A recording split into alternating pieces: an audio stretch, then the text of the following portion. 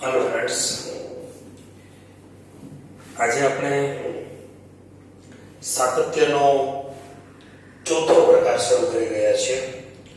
સાતત્યના ચોથા પ્રકારમાં જે તમે અમુક ફોર્મ્યુલા જાણો છો એ ફોર્મ્યુલા ઉપર આધારિત છે. ફોર્મ્યુલા છે limit theta tends to 0 sin theta by theta is equal to 1. આ ફોર્મ્યુલા તમે જાણો છો.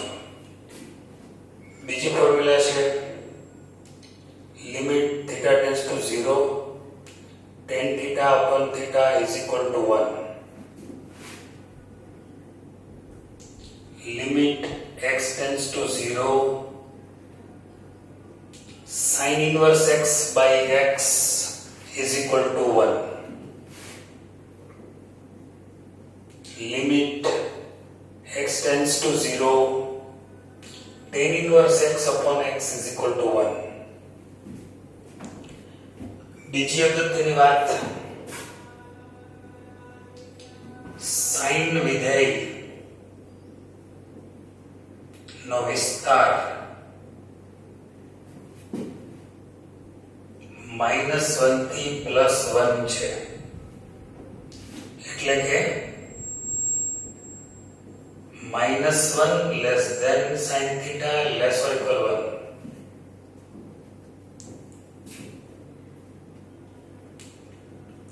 cos વિધેયનો વિસ્તાર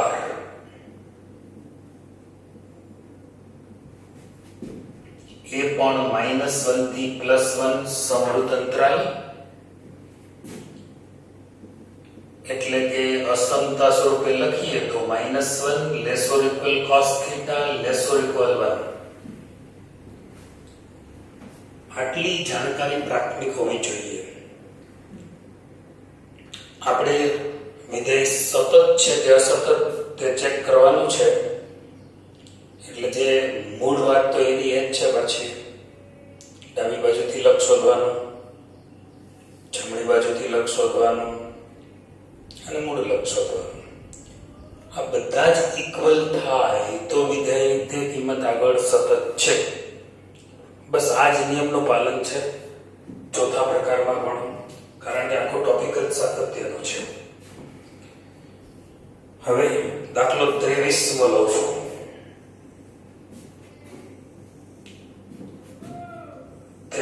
દાખલો સ્વાધ્યાય 5.1.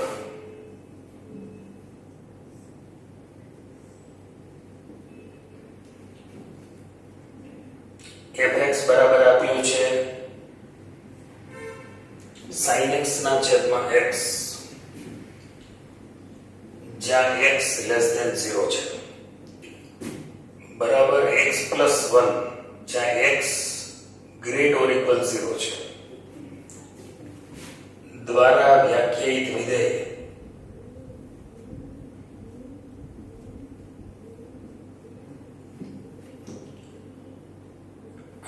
વિધેયો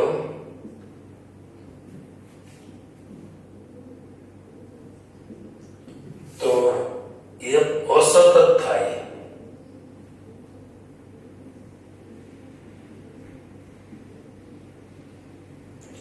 તેવા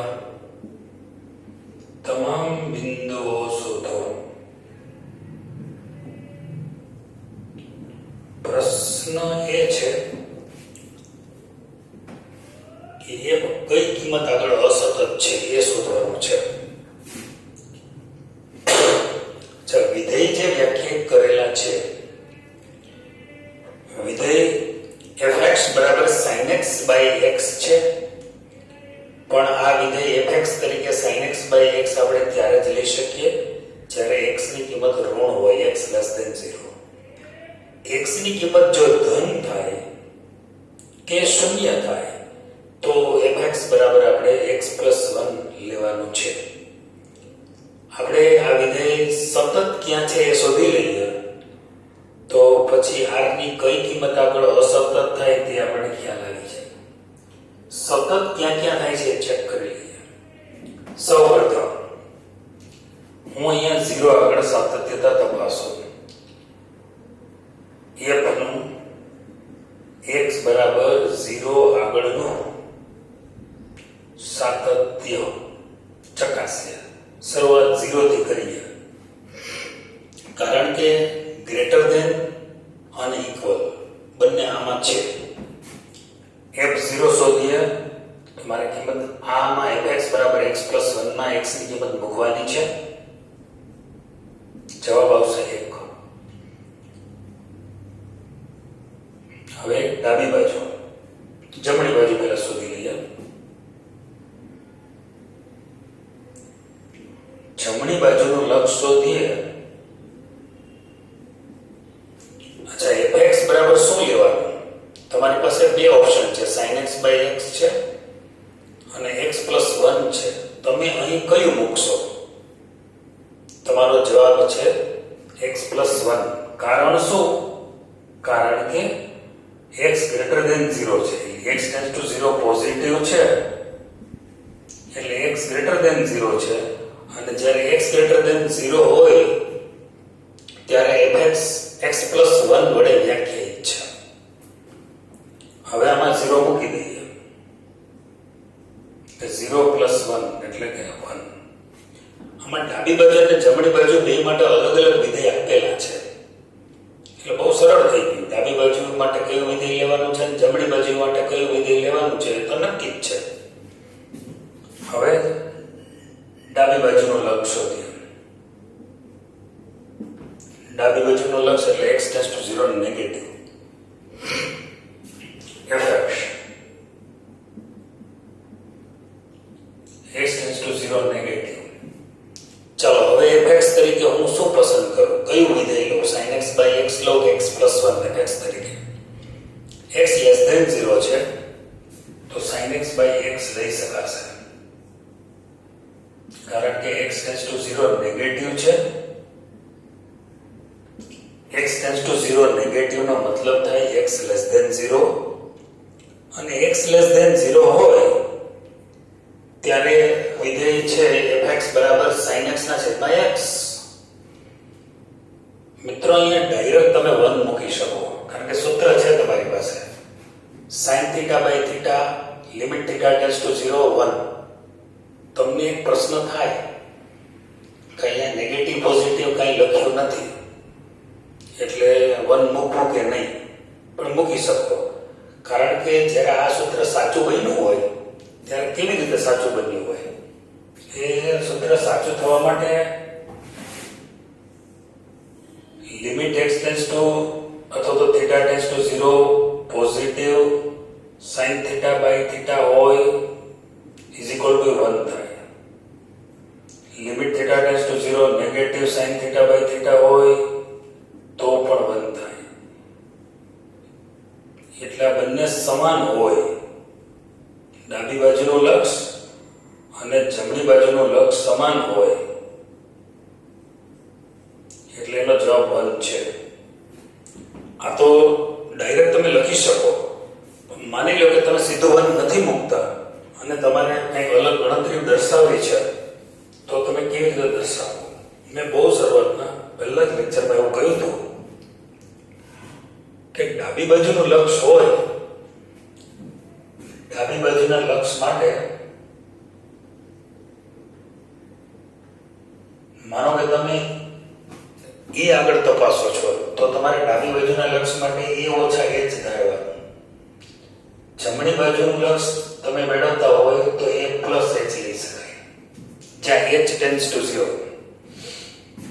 લિમિટ h → 0 x ની જગ્યાએ a એટલે 0 છે, 0 - h, 0 - h, જ્યાં x બરાબર a - h લેતા. શા માટે? ડાબી બાજુનું લક્ષ છે એટલા માટે. a એટલે 0 છે, એટલે 0 - h લેતા. બરાબર? તો હવે શું થશે? Limit h → 0 sin -h upon -h. sin અયુગ્મ વિધેય છે એટલે માઈનસ નિશાની બહાર આવશે. લિમિટ h → 0 sin h અને છેદમાં h થશે. માઈનસ નિશાની બહાર આવે એટલે માઈનસ માઈનસ પ્લસ થઈ જાય.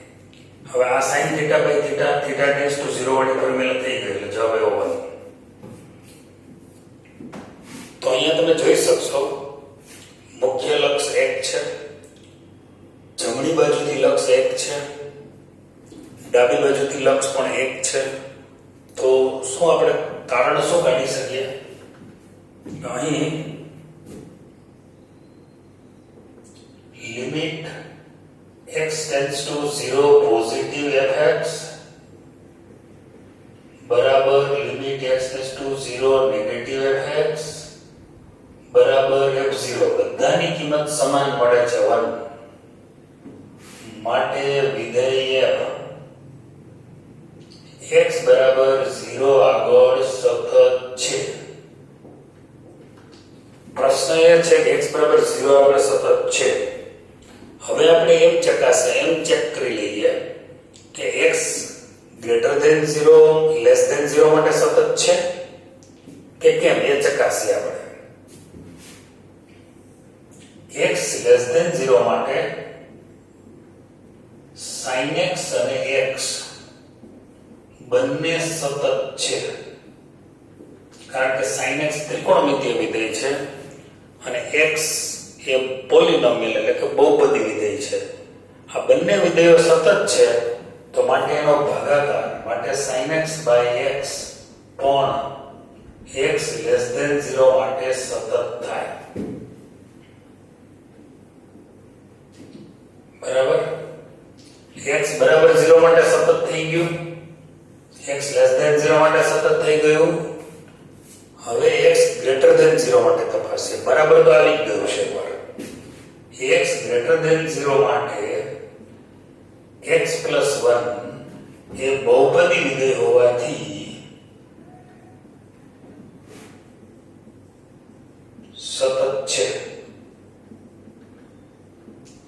તો આમ તમે જુઓ x બરાબર 0 આગળ સતત છે, x લેસ ધેન 0 માટે પણ સતત છે, x ગ્રેટર ધેન 0 માટે સતત છે. એનો મતલબ એમ થયો કે fx માટે f A x belongs to r માટે સતત છે. અહીંયા બરાબર 0 માટે, લેસ ધેન 0 માટે, ગ્રેટર ધેન 0 માટે બધી જ કિંમતો આગળ વિધેય f સતત છે. તો માટે f A x belongs to r માટે સતત વિધેય સાબિત થયું. પ્રશ્ન શું હતો કે f અસતત ક્યાં થાય? તો જવાબ શું આવે આપણો? f અસતત થાય એવા કોઈ પણ બિંદુઓ મળી શકે નહીં, માટે f એ અસતત થાય તેવા બિંદુઓ મળી શકે નહીં. બધી જ જગ્યાઓ પર r ની તમામ કિંમતો માટે f સતત સાબિત થાય છે. એનો મતલબ એ થયો કે f અસતત થાય તેવા બિંદુઓ અહીં શક્ય નથી. ત્યાર પછીનો એક દાખલો આપણે જોઈએ. આ 23મો દાખલો છે ટેક્સ્ટ બુકનો.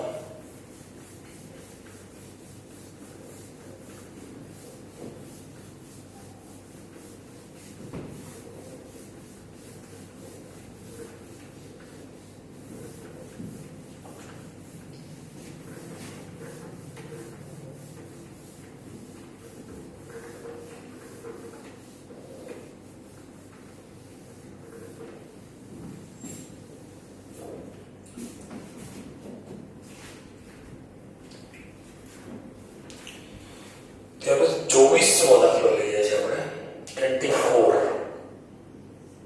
સ્વાધ્યાય 5.1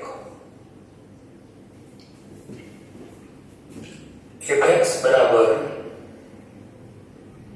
x² sin 1/x x બરાબર 0 નથી બરાબર 0 જ્યાં x બરાબર 0 હોય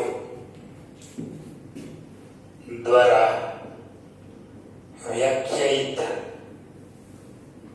વિધેય x બરાબર 0 આગળ સતત છે.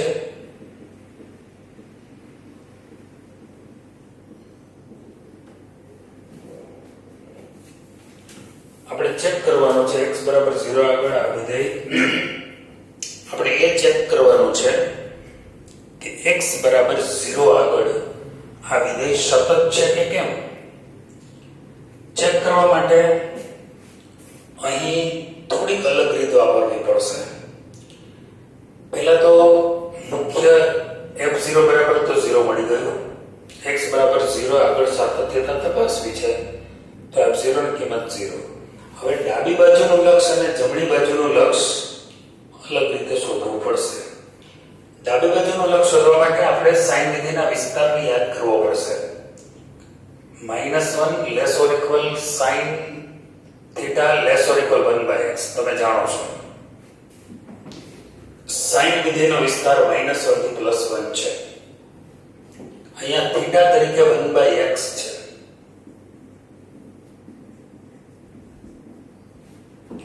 હવે x² વડે બધાને ગુણું છું. x² છે એ ધન છે કારણ કે x > 0 હોય કે x < 0 હોય બંને કિસ્સામાં x² પોઝિટિવ મળે એટલે ગુણવાથી કઈ અસમતા બદલાશે નહીં.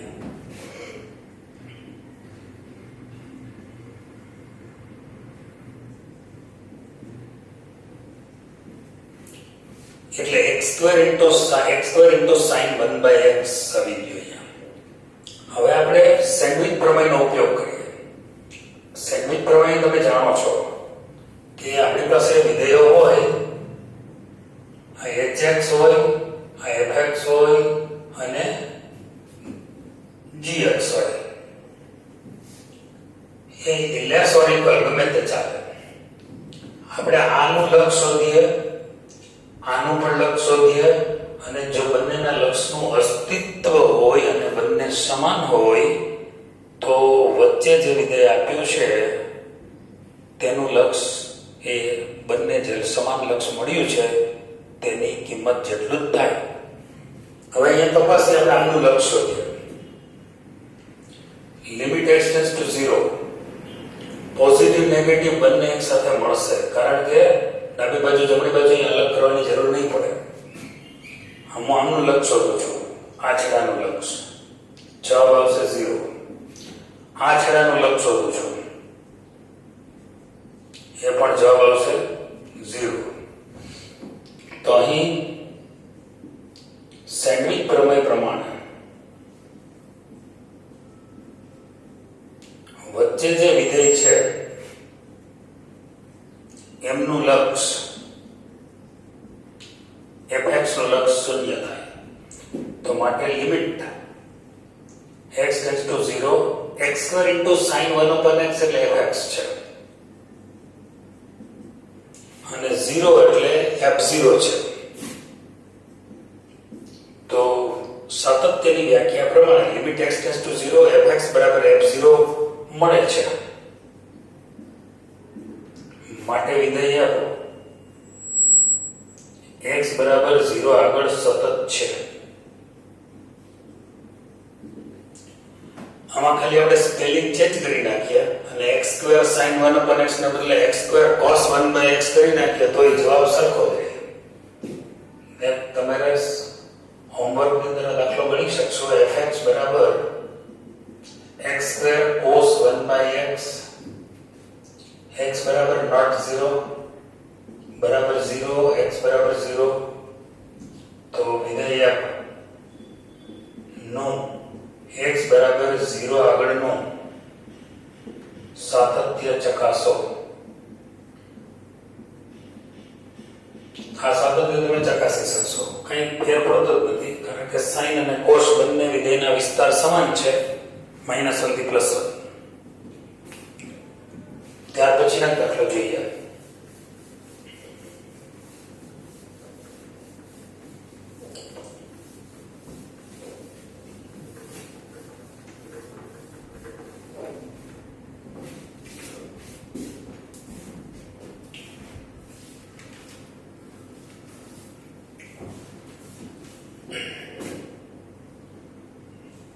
એક્સ્ટ્રા છે આઉટ ઓફ ટેક્સ.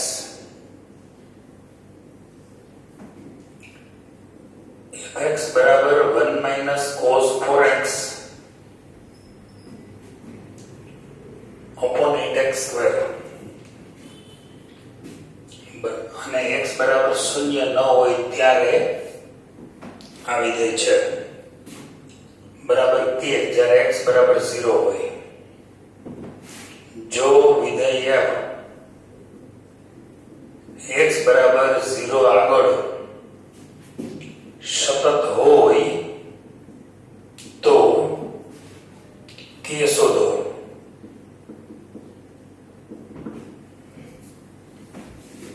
વિધેય x બરાબર 0 આગળ સતત હોય તો કે શોધો અહીં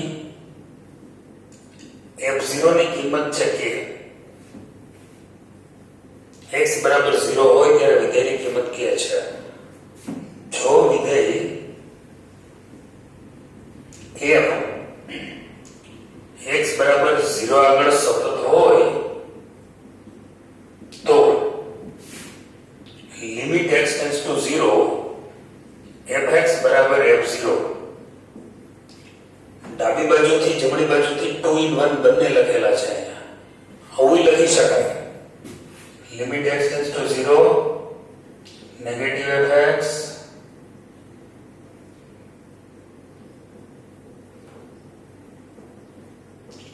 મિત્રો આવું લખી શકાય કોઈ પણ વિધેય x બરાબર 0 આગળ સતત હોય તો ડાબી બાજુથી લક્ષ જમણી બાજુથી લક્ષ અને મૂળ લક્ષ બંને સમાન પણ અહીં મેં ડાબી બાજુ અને જમણી બાજુ છૂટા છૂટા શા માટે ન લખ્યા કારણ કે મારી પાસે ડાબી બાજુ અને જમણી બાજુ માટે અલગ અલગ વિધેય નથી એક જ વિધેય છે એટલે મેં 2 in 1 કરી દીધું limit x tends to 0 fx બરાબર f0 એટલે આ બે સૂત્ર સરખા જ છે આ સૂત્રમાં કઈ ભેદ નથી તો હવે limit x tends to 0 x બરાબર નોટ 0 નો મતલબ થાય x ગ્રેટર ધેન 0 અથવા x less than 0 x greater than 0 હોય ત્યારે જમણી બાજુ x લેસ ધેન 0 હોય ત્યારે ડાબી બાજુ તો બે 2 in 1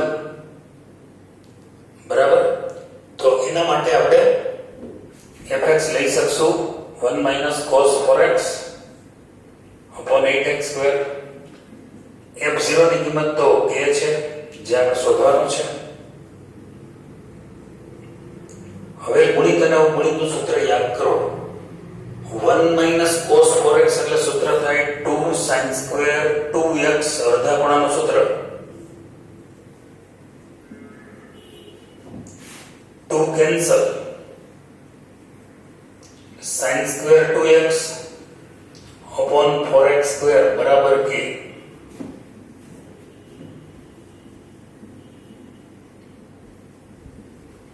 અહીંયા sin 2x ના છેદમાં 2x હોલ સ્ક્વેર એમ લખાય મતલબ બદલાતો નથી sin 2x by 2x whole square એટલે sin square 2x by 4x² થયું હોય આના બરાબર થશે 1 કારણ શું x 0 નાનું લક્ષ છે તો 2x પણ 0 નાનું લક્ષ તો sin θ upon θ અને θ ટેન્ડ્સ ટુ 0 તો માટે k બરાબર 1 થયું આમ k ની કિંમત 1 મળે છે ઓકે નેક્સ્ટ લેક્ચરમાં આપણે એક ટાઈપ 5 માં વધુ એક પ્રકાર સાથે આવીશું થેન્ક યુ